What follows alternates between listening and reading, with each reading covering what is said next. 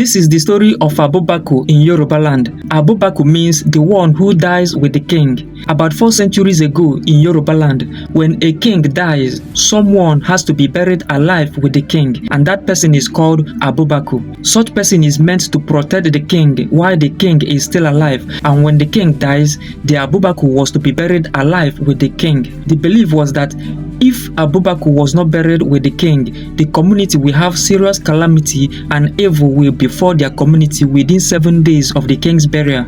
At that time, the ancient Oyo kingdom was known for its powerful and strict rulers who forcefully took over small villages. During this period, the Abobaku always served as a war general and was responsible for the king's safety during the battles. He was expected to die while protecting the Alafin, and that was his duty. For instance, when Alafin of Ibadan, who was the first Alafin of the old Oyo kingdom, passed away, over 21 people were buried alive with him. So during the colonial era, when the colonial masters came, the people over here find it difficult to understand the white man's language, so an interpreter was needed. At that time, the best interpreter in the community was Abobaku. So he was the only one going around the community interpreting for the white men. And within few months, the white men found him very useful and irreplaceable in carrying out the interpretation assignments. The Abobaku soon became an important interpreter for the white men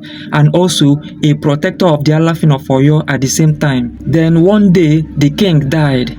The Oba just passed away and was to be buried within 7 days, and as usual, the Abobaku must be buried alongside the Alafin. But the white men were not willing to sacrifice Abobaku as he is very useful to them, so they came up with a plan to save him. The second day after the death of the king, the village policemen invaded Abobaku's house, accusing him of stealing a goat. The same day of his arrest, Abobaku was jailed for life. Meanwhile, the tradition was for the king to be buried within 7 days, but Abobaku has been arrested. So on the 6th day, when it's dawned on the palace chiefs that the Abobaku will not be available as he was sentenced to life imprisonment, it was decided that a live cow should be used, as no other human being could replace him as a tradition. And so the Oba was buried without the Abobaku, but with the fear that calamity might befall the community within the next 7 days. Fortunately, no calamity happened, no evil happened in the community, and this marked the end of Abobaku tradition in Yoruba land.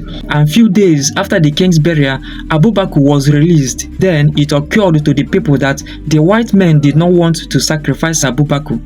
The reason why they framed him up with stealing charges and jailed him. This plan by the white men brought about the Yoruba adage which says, whoever the white man loves is being caged.